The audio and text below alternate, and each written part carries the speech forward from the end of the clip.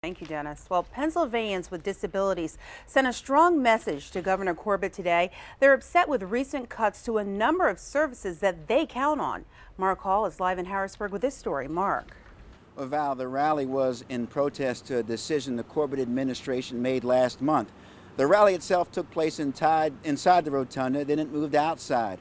But inside or out, the message was the same. And we're here today to say Dozens of disabled Pennsylvanians gathered inside the Capitol Rotunda. we're very industrious. They say Governor Corbett's decision to consolidate the number of organizations that provide services to the disabled is a heartless move. They're taking away the 37 providers who know how to work with people with disabilities in the state and going to 1 to 3 in the state, and we won't have a choice. Pam Auer says that eliminates competition among providers, which means the disabled have no choices. If they don't like their service, they have no other options. Theodis Brady says decision makers can't relate to the journey of the disabled. And until you can become a person with a disability and live the lives of a person with disabilities, sometimes you really don't know. You have good intentions, but sometimes people who have good intentions do the wrong thing. Ann Bale with the Department of Public Welfare says cost cutting can be a delicate balancing act.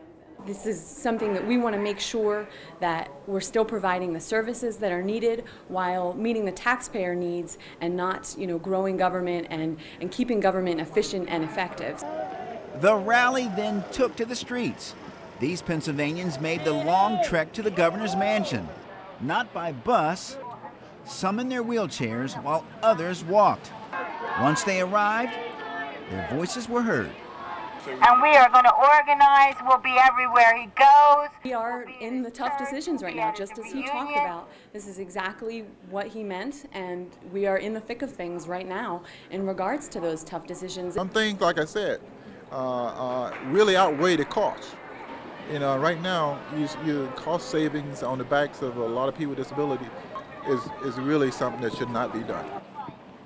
And some of the protesters we talked to say they will continue to voice their concerns until they get an audience with the governor and or a key member of his administration. Val, let's go back to you. Thank you, Mark. Protesters got to the governor's mansion, but they weren't getting anywhere near his office. Capitol Police blocked the elevator and stairway on the first floor of the Capitol and were only letting, quote, authorized personnel get beyond the first floor. The governor's office is on the second floor. The Department of General Services tells us the public only has a right to the rotunda and hallways on the first floor, not the office space beyond. Democrats say the governor's refusing to hear from people with disabilities upset at budget cuts. I don't believe they would be a physical threat to the governor. I believe this is more about an inconvenience to what the governor may have to listen to, and I believe they have rights. DGS says the upstairs ban is for disruptive groups, not peaceful individuals.